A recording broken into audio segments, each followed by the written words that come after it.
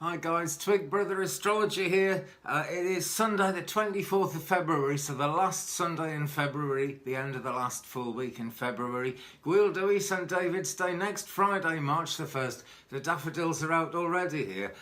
We actually had a bit of a mini heat wave yesterday, 20 degrees Celsius. So, I don't mean like summer heat wave, but it's February, February and it's 20 and I'm in a t-shirt and I don't really need to wear this hat. I usually have to wear it till April. So the weather's pretty fantastic, really, showing that miracles can happen, I suppose. And, let's face it, also pointing to the fact of, chemtrails and everything else that's not quite right with the world.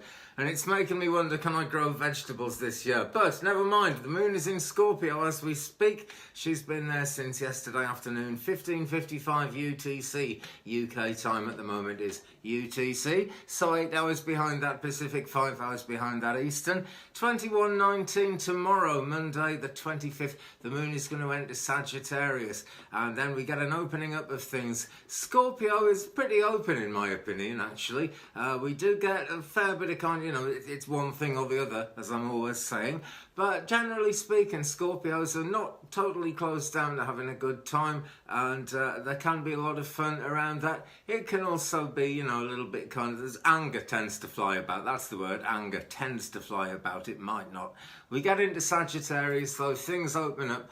People generally are a bit more compassionate, but it's about big plans. Plans which may never sort of come to anything in terms of what we actually think of when the moon's in Sagittarius, but plans with real vision that can take us somewhere as we go through the cycle, and the other influences come to bear on those plans. There's always something positive happening in that sense.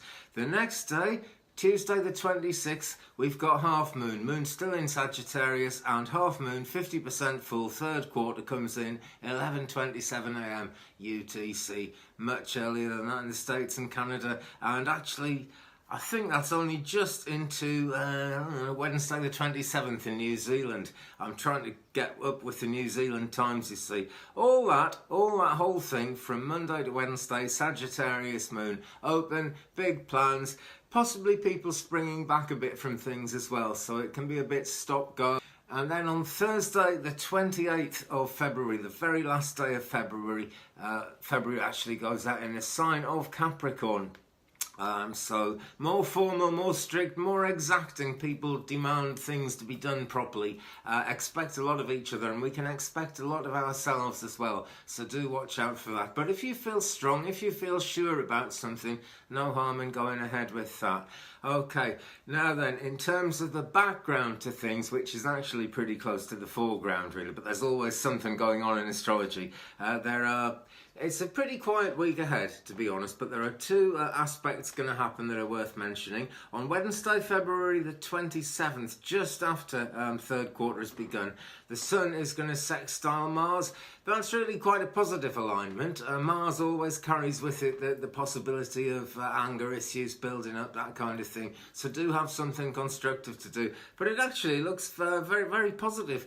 A great time to make things happen at work or just play. Whatever you're doing in your life, it's a positive time. That's the bottom line. And it's Wednesday, the 27th of February. And then on Gwildwy, as we call it in Wales, on Friday, the 1st of March, Venus square Uranus. Now then, there's going to be 3 of those this year.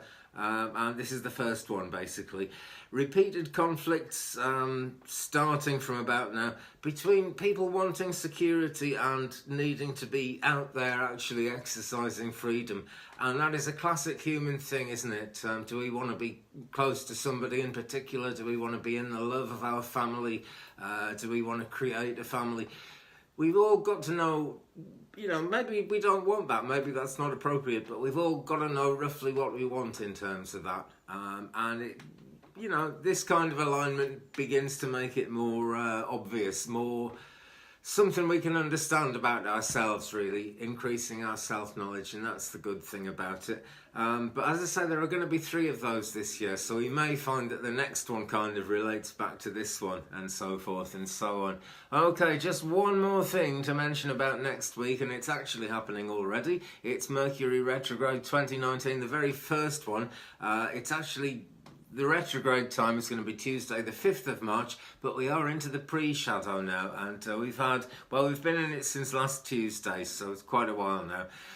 Small things usually, sometimes big things happen and you can't imagine why, you can't imagine how you're going to get out of it, and it kind of changes the way you see your future a little bit.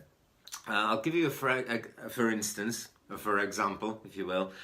And this has happened to me so many times on Mercury retrograde, especially in the pre-shadow actually. My car just packed up on the way back from shopping. I've spent a huge... I'm not going to sit here talking about cars because that's not what it's about, but I've spent a huge amount of money on it since September, and so have friends and supporters of mine trying to keep me on the road. And it's just stupid, it's had to be towed away again. And it's making me think, you know, I depend far too much on that car, really, and I've got to come up with some kind of other arrangement rather than always being dependent on that.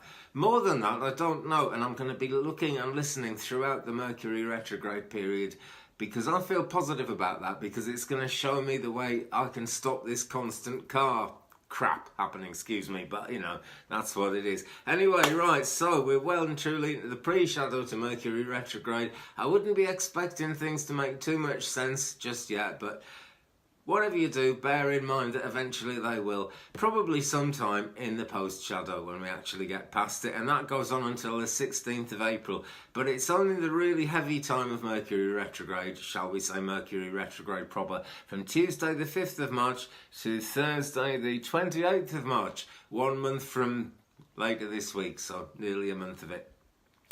But generally speaking, there's a lot of other things going on, and there's a lot of positivity. The Mercury thing always worries people. Don't worry about it. It's going to be fine. That's the truth. Thanks for watching, guys. I'm going to leave it there. Hope you have a great week. Hope you have a great Sunday as well. Thanks to everyone who's liked and subscribed. If you've enjoyed the video, give me a thumbs up. If you haven't enjoyed it so much, you know what to do. Leave me a comment. We'll share the journey. I'm really enjoying reading people's comments. And also the Twig Brother Facebook page is up and running, and we've got some people on it now, and it's really beginning to show a lot of promise. So come on over, join the Twig Brother Facebook page. The Twig Brother website still hasn't happened, but maybe soon, eh? I'm doing my best. Great. Thanks for watching, gang. Have a great day. Bye.